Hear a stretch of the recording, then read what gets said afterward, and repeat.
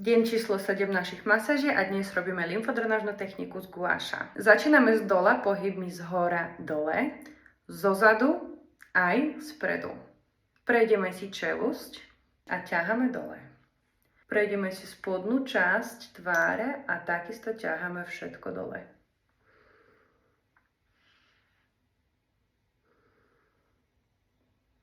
Robíme po dve strany.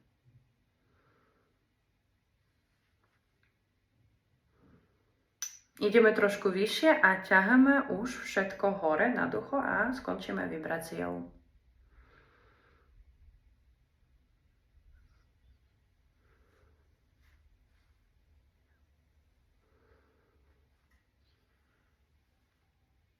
Na čele odvádzame vodu do strán.